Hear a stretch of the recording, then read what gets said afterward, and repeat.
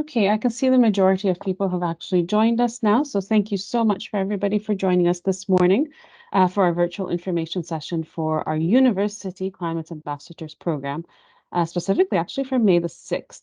Usually we're hosting these sessions for about 2 weeks worth of CAP sessions, so it's nice to have everyone joining one session.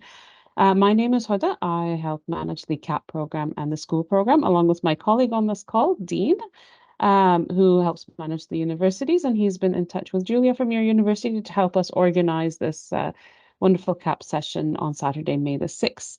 I also have with me on the call Dinesh, who is one of our facilitators at CAP, who's actually going to be taking us through the Climate Ambassadors program and what to expect.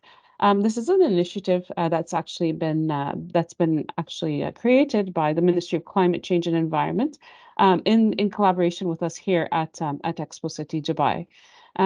This will be our second university session as more and more university students request to be a part of it. And the whole purpose of developing this CAP program was actually on the road to COP28. As everybody knows, the COP28 this year will be hosted here at Expo City Dubai at the end of November. And we've realized that a lot of students across the UAE, both university and school students, don't actually know what COP is. They don't understand the importance of these conversations and all of these negotiations that actually happen on an annual basis. And hence where CAP came from.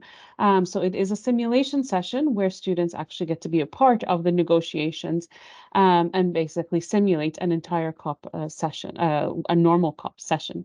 So I'm going to hand it over to Dinesh, who's going to take us through all of this step by step. The chat box is open for any questions you have. We will answer all questions at the very end as there's a lot of information. But as I said, the information should only take about 20 minutes or so to get through it, sometimes less. And then we'll open the floor for all the questions that you may have. Just pop them in the chat box and I'll be happy to moderate them for you. Okay, so Dinesh, I'm going to hand it over to you. Can you hear me? You're Yes, all I good? can. Thank you so much, Hoda. Okay, Yeah, great. Thanks, thank you so Dinesh. much. On to you. Right. Good morning, ambassadors, and welcome to our virtual training session for the Climate Ambassadors Program, or as we like to call it, CAP. I am one of the many CAP facilitators who help run and facilitate the sessions that you come to, and when we have discussions and debate, we do help facilitate that as well. So you will most definitely meet me and also some of the other wonderful facilitators that we have that run the session when you come and visit Expo City Dubai. For now, the purpose of this virtual session is to go through some of the basics of the CAP experience and open the floor for any questions or queries that you may have. If you happen to think of a question midway, please feel free to take a note of it or drop it in the chat box. And when we have our question and answer session towards the end, I'll do my best to clarify as many doubts as I can. My name is Danish, and I will be your facilitator for this session. And we will first explore a good backstory about what CAP is, and then we will open up for discussion. So before we jump into what CAP is, we need to have a clear understanding of what a COP is. So a COP stands for the Conference of Parties. Now, what is this Conference of Parties? So the Conference of Parties is an annual meeting of parties. So the parties are countries, 190 countries around the world that are bound by the Paris Agreement, and also a lot of the other entities which take part in discussing pressing issues such as climate change. So that's the main goal of the COP body. It's an annual decision-making body, which encompasses all the countries in the world and other entities as well, which come together every year to discuss pressing issues such as climate change and climate action. One of the main goals of the COP body is to enforce a treaty called the UNFCCC, which stands for the United Nations Framework Convention on Climate Change. Now, this treaty also has the main goal, it's got two main goals, and those are to prevent our human interference with the climate system, and also to stabilize greenhouse gas concentrations in the atmosphere. Now, the reason why it's so important for the COP body to enforce this treaty, because we are being faced with a climate crisis, and that is mostly because of global warming. So I'm going to go back 2 slides. See the picture right here? This is what global warming is. So as we all know, the Earth has blankets of gas around it, or the atmosphere, and it is crucial for the sustenance of life on planet Earth. When the sun's radiation comes towards the Earth and penetrates the atmosphere, some of it gets trapped inside of the Earth, and that is because of greenhouse gases. The greenhouse gases are gases which have the potency to trap heat and the sun's energy inside of the Earth's atmosphere, and it is very crucial to sustain life on planet Earth, because without greenhouse gases, the temperature of the Earth will be super cold, and that will lead to a non-habitable environment for human life or any sort of life to thrive. So greenhouse gases play a vital role in the sustenance of life. And as you can see, some of the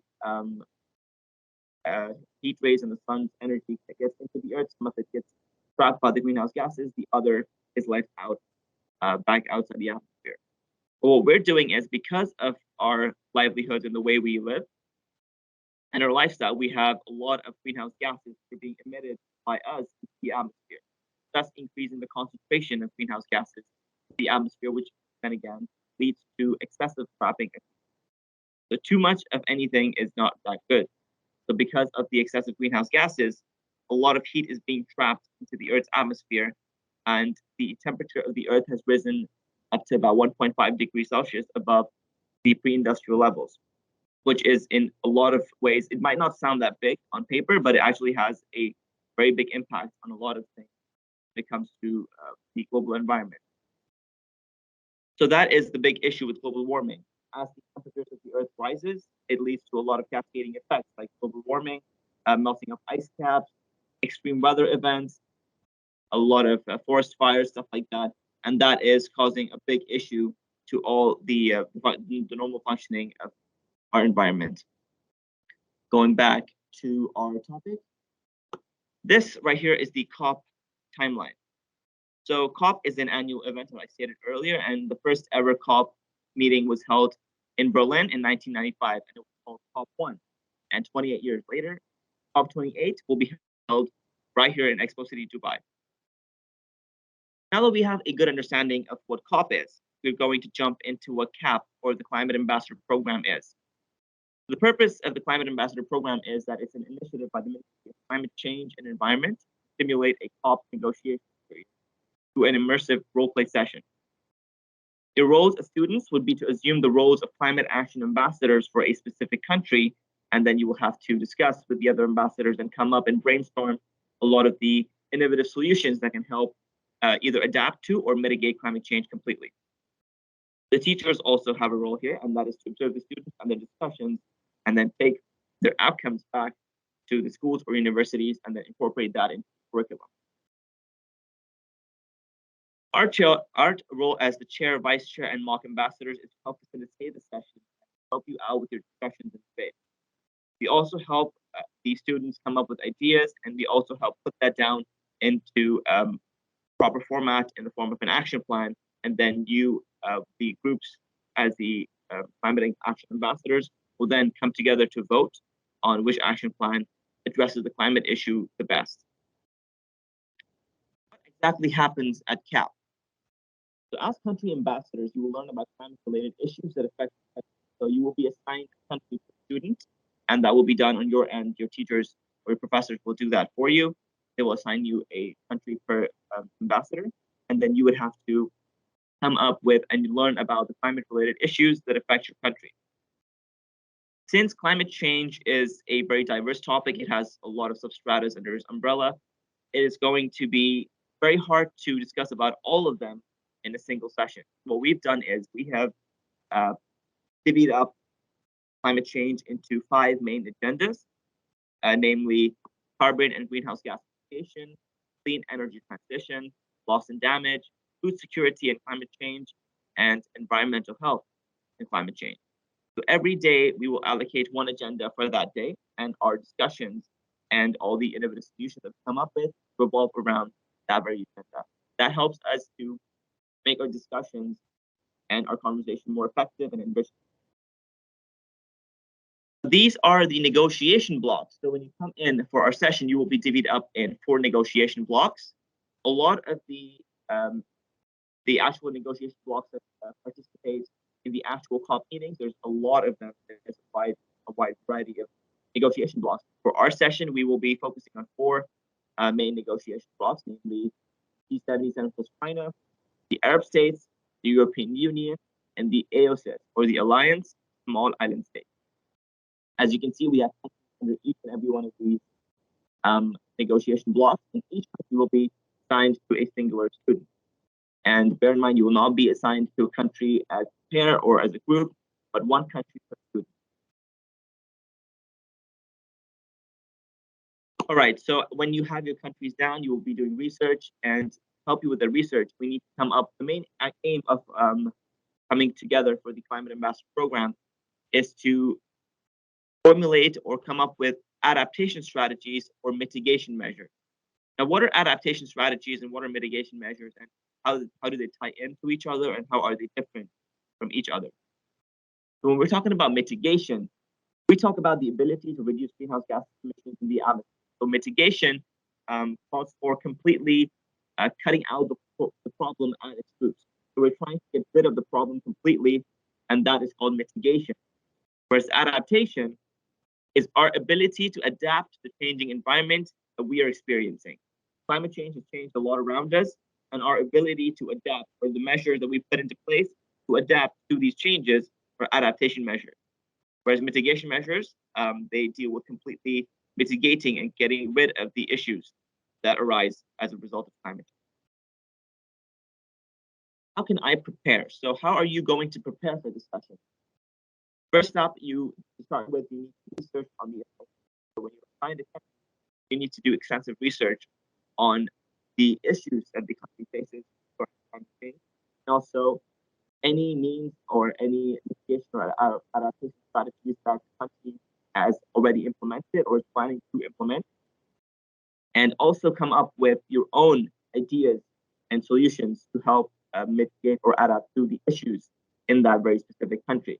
A good place to start is the pre-visit resource guide that we provide, that Expo provides to the universities and schools, and that has a lot of good information, and it's broken down into a very articulate form, so that helps you, come together and work on a effective research program. Also, you need to keep in mind the agenda-related information. It's very easy to get lost in the abyss that is climate change. So many issues, so many different ways that you can solve those issues. But we need to focus our research on the agenda that you will be portraying on that very session. So you need to revolve your thinking, your research around the agenda that you will be talking about.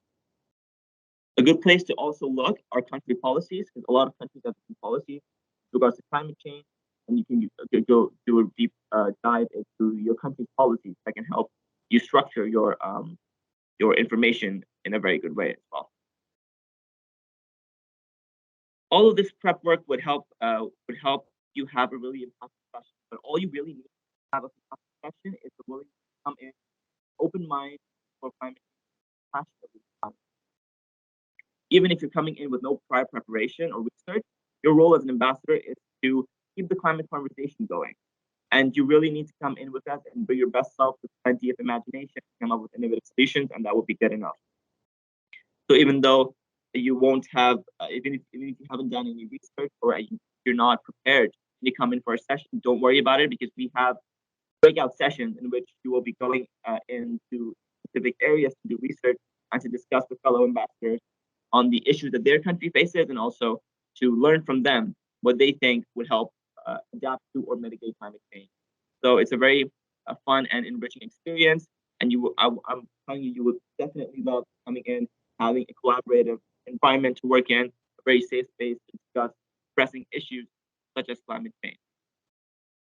And that's all for the information that I have for you. We will now move on to the question and answer session. Thank you so much, Dinesh, for going through that. Before we do go to the question and answer session, I'll give everyone a chance to put them in the question box, but I do have one thing to add, two things to add, actually. I do apologize. I think there's a bit of a lag today because I also tried to say something earlier, but it wouldn't let me. So it's all good. We're here at the end. So I know for this session, there's already been 40 students allocated. So those 40 students, and I believe Julia has already allocated all of your countries, so you already have that. Please make sure you register on the link that was sent to you so that when you come in, it's all ready to go. These are waivers that you need to sign, but it also tells us which countries you're allocated to. So if anyone is missing on that day, we know which countries are actually missing in the session itself. You will also be assigned UAE and China, which I know is a big question we usually get because in the resource pack, it does say that UAE and China will be mock ambassadors. So what are mock ambassadors are the staff, the CAP facilitators, who usually work with the students on the ground. You know, they are there in the negotiation blocks and just to help assist. But because we have 40 students in the group and any group that comes in with 40 students, then the students continue to be the UAE and China and all of the other 40 countries. However, then those mock ambassadors become almost roaming ambassadors. You know, they're still there to assist. So students who may be a little bit shyer or students who may not have participated in negotiations before or in any of these types of sessions, they are there to kind of help facilitate for them. And those other ones who may have done Model UN and who've done, you know, other climate conferences and all of that, they still have their space to continue with their in-depth research and in-depth conversations. So it's been built for actually both sides of that. One other thing, as we just wait for some of the questions to come through here on the chat box, is I'm just going to ask Dinesh, and this is something I've actually asked Dinesh for our next CAP session to include one slide that just takes us through the day. So can you kind of take us through the CAP session when the students arrive and how those negotiations happen? Because I know it's a big question that I usually get, and I usually get it after these virtual sessions. So if you can just go through what those negotiations are and what you actually do at each step. The first set of negotiations in the breakout rooms, and then the second time when they're going off to do their action plans. And then I will wait. So if anybody has any questions, please feel free to pop them in the chat box. I've just put a message in the chat box so you all know where it is, and then we can continue from there. So I'll leave it back to you on that. And just Dinesh, they've already been assigned agenda number 1. So if you want to talk more in depth, it's agenda number 1 that's going to be the discussion of the day for May 6th. Fantastic. All right. So I'm going to walk you through now on the exact flow of our session. So when you come in the morning, the country that you were assigned, you will come in and have a seat with regards to which country you represent. They're all marked by a flag and a placard, and you will have a seat in your negotiation block. And then when we start the session, our first breakout session will be a discussion on the country's climate-related issues with regard to that specific country block. So you will be breaking out into breakout spaces. There's breakout spaces that we have for each country block, and you will all separate out, and then you will discuss within your country block. So all the ambassadors from, say, for example, the Arab states will discuss with each other all the pressing issues with regards to climate change that are plaguing the Arab states. So the ambassadors for Bahrain, Egypt, Jordan, Kuwait, Lebanon, Morocco, Oman, Qatar, Saudi Arabia, and UAE will all come together to discuss about all the issues that the Arab states face. And that would kind of put every country in the Arab states on the same page with regards to what's going on in the Arab states. Then when we come back out into the main hall, we give a spot for a 3-minute presentation each country block. So we pick 2 or 3 ambassadors, 1 or 2 ambassadors for the first breakout session. Pick 1 or 2 ambassadors, come up onto the podium, and then present the country's climate-related issues with regard to your country block to the rest of the floor. And every country block does that. And towards the end of that presentation session, every country and every country block on the floor is now on the same page with regards to the global climate-related issues that plague all the countries of all these different negotiation blocks. Once that is done, then we break out one more time into the breakout rooms. But this time, what we do is we club 2 blocks together to form a bigger block. So the Arab states and the Alliance of Small Island States are usually clubbed together, and the G77 plus China block and the European Union are clubbed together, and then they break out as 2 bigger groups in order to come up with innovative solutions to tackle climate change and all the issues that were discussed in the first breakout session. When they're done with that, we have something called an action plan. It's kind of like this document that you fill out. There's 3 main priority areas on that action plan, which with regards to your adaptation and mitigation measures, your implementation measures, and your monitoring and reporting measures. So you need to come up with innovative solutions, about 4 of them, to either adapt to climate change or to mitigate climate change as a whole. And then you need to state your means of implementation. How do you plan on implementing these solutions that you've come up with? And also you need to show how you're going to monitor and report on either the success or failures of these innovative solutions that you come up with. Once you document that in the action plan, then you come back out after a 25 minutes. So you get 25 minutes in the second breakout session for your discussions. This time can also be used for research. If you haven't done research before, you can come in and research and discuss with your fellow ambassadors on the same topics. And then after 25 minutes have elapsed, we go back to the floor, and then you have a 5-minute presentation. So we pick 2 or 3 ambassadors from these bigger blocks. So 2 or 3 from the bigger block with regards to Arab states and alliance small island states, and 2 or 3 ambassadors from the G77 China and the European Union bloc come up on the podium and present these solutions in a 5-minute presentation. Once that is done and the ambassadors are back on the floor, we open the floor for discussion and friendly amendments. So we put up all the clauses that you mentioned into a action plan, and we put it up on the screen behind us. And that way you can go through all the different clauses that both the parties have posted. And then if there's any amendments or any questions that you have, you can pose the question to the floor, and then the answers should come with. Once that is done, we make amendments and we make changes and additions to the action plans. Now we have 2 very rich action plans on the floor, and then we go into our voting session. So we have a voting session where the ambassadors as a whole, not as country blocks, but each individual ambassador will vote for whichever action plan addresses the global climate crisis the best. They won't be voting for the ones that they have drafted, but the ones that address the climate crisis the best. Once that is done, we finally reach a consensus on which action plan to go forth with, and then we enforce that with the rest of the agenda for the day. And that's how we wrap up the session. That's the end of the session. And then we have a fun little photograph of the whole floor, and then that's it for the day. That's how the flow of the entire CAP session goes with regards to whichever agenda you're following. Thank you so much, Dinesh. That was quite detailed, so I hope everyone got that. Don't worry, you don't need to remember the entire flow. It was just to get an understanding of all of the different sessions and the different types of negotiations and discussions that happen. Now, I haven't seen any questions come through. Dean, can I just ask you to test the chat box to make sure that I'm actually receiving them? If anyone has any questions, you can also try raising your hand if the chat box is not working. I know it is Friday morning. So the pre-visit resource pack has already been sent. If you require another copy, we can happily send you another copy, Nathania. No problem.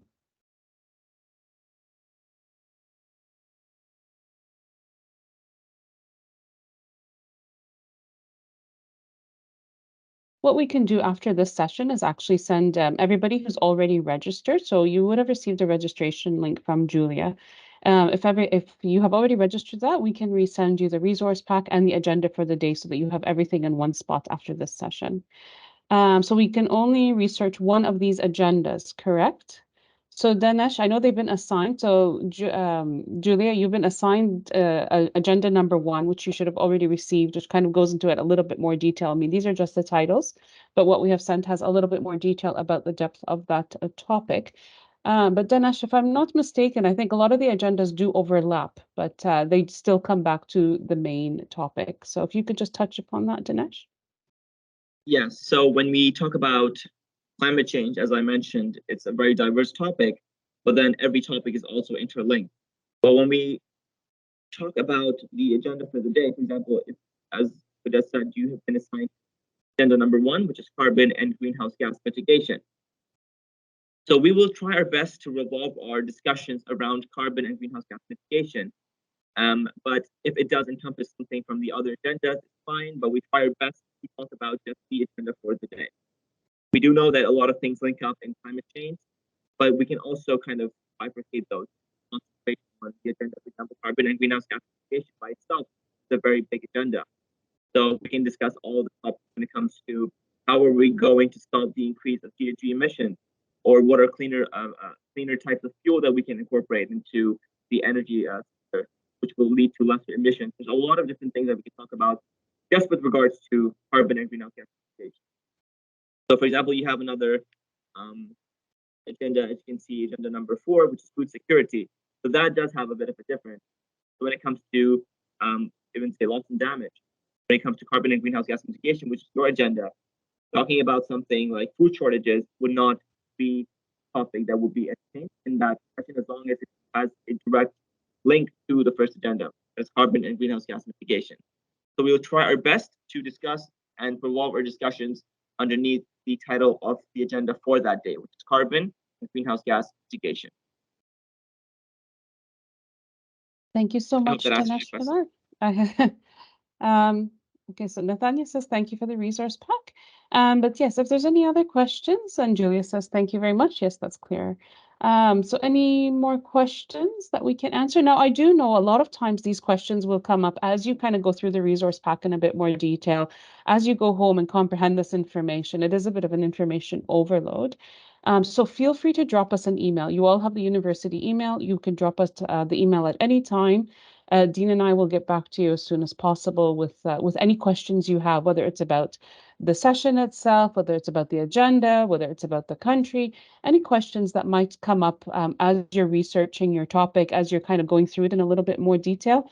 At any time of day, just feel free to drop us an email there. We'll also send everybody on this session a copy of the resource pack as well as the agenda. So just to make sure that you all have it, we'll send that to you right after.